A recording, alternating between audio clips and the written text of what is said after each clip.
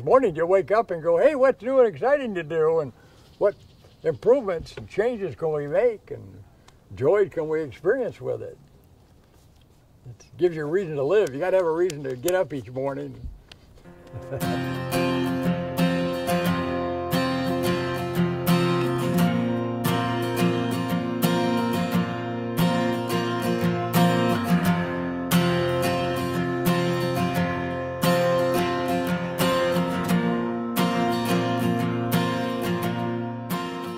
Sometimes it isn't always easy to see the progress we're making, especially when we're moving in circles. Past, present, future. Motorcycling legend Preston Petty has been there and done it all. From his early years as a top-level amateur dirt track racer, international off-road star, and motocross pioneer in the 1960s, and as an inventor who literally reshaped an industry by creating the world's first unbreakable plastic dirt bike fenders.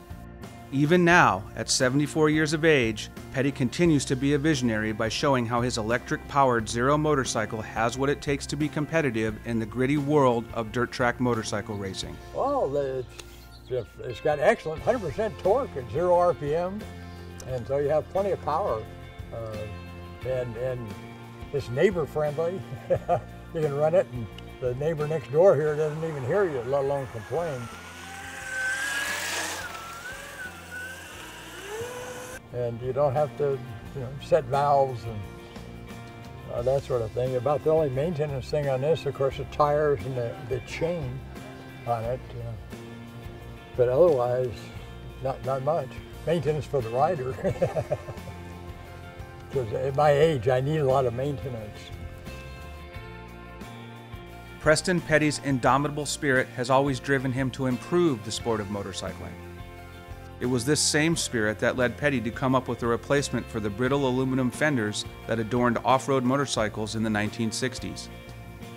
Fell down going on a downhill on my Mako in an Enduro with an alloy fender, and it bent up, and I straightened it out, and then of course it doesn't last, and it broke off, and I thought, boy, there has to be a way to make a fender that you can bend over backwards and have it snap back in position.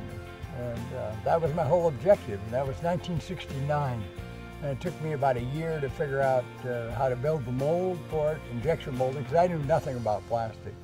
And then in another couple of years, we had the plastic pretty good, tough, and so that kind of got it started. In 1972, I was able to buy my own injection molding machine and start doing our own stuff in-house up in Oregon, Newberg, Oregon. And that went on for about 10 years. Petty's idea sparked a revolution, and it wasn't long before the motorcycle manufacturers followed suit and began equipping their motorcycles with plastic fenders and fuel tanks right from the factory. After successful careers in the motorcycle industry and in the field of microcomputers, Petty retired, but he eventually found his way back to his dirt track racing roots. And why not? Dirt track racing gets in the blood. It invokes an intense passion amongst its participants and fans. A passion that is often handed down from father to son or father to daughter.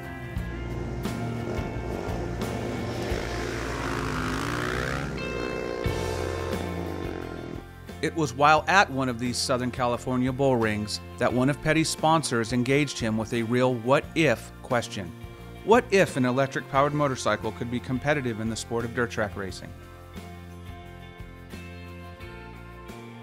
Yeah, well, a friend of mine here about 2.5 years ago, I was helping him out at Paris. He was riding a KTM 450 and just learning flat track. And he asked me, he's in the building electrical automation business. And he asked me if I thought an electric motorcycle could be competitive. And I said, yeah, I don't know, but I guess it could be. And he said, well, try to find one and set it up and let's see what happens. So that's kind of where we're at. We've been doing it. That was about 2 years ago. We had our first race on it, and it's done fairly well. Petty adapted a regular production Zero electric motorcycle for dirt track racing, and with minimal changes he has racked up numerous wins in the sportsman ranks, where he often competes against riders several years his junior. Even at 74 years young, old Preston still races to win. Oh, well, it's been interesting. The power delivery took quite a bit to get used to because it's strong immediately on the when you hit the throttle on it, it's gone, and you better make sure you have enough traction under you when you do that. But the quietness of it, that's nice, and it's got regenerative braking, so you got, unlike a two-stroke, you can use it like a four-stroke, and when you shut the throttle off, it actually does noticeable braking on the rear wheel. So I like that. Some of the other riders complain about when I pass them that I can't hear you coming, man. I didn't know you were there. And, oh, that's good, man. That's what I want. It's all in good fun, of course, but Petty's success does provide a little food for thought. After all, if this new tech electric-powered motorcycle can be effective in the grand old sport of dirt track racing, how much more successful might it be in the urban environment for which it was designed? You know, electric-powered vehicles are made really for urban traffic because of the torque. They got all the torque at 0 RPM. They're not running when you're not going anywhere. They're sitting there like stopped at a signal or something, and they actually get better mileage in town than they do out on the freeway. So it's ideal for urban stuff, and I think it will preempt it. And with the motorbike, this thing is so handy. You can sneak up between some cars, and when the signal changes, you're just gone, and it's quiet and simple. The cops don't hear you. Maybe Petty himself says it best when describing just where the electric-powered motorcycle fits into the transportation world today. Well, this thing is a pioneer in it. It's the first real readily available motorbike that has all-electric technology. The past is glorious, the future is bright, and the present, well, that's pretty darn impressive too. Perhaps the best takeaway is that Preston Petty's legacy is here to stay, and there are more chapters to be written. He doesn't plan to stop doing what he loves anytime soon.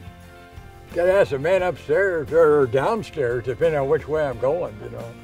Maybe neither one wants me. That's why I'm still here.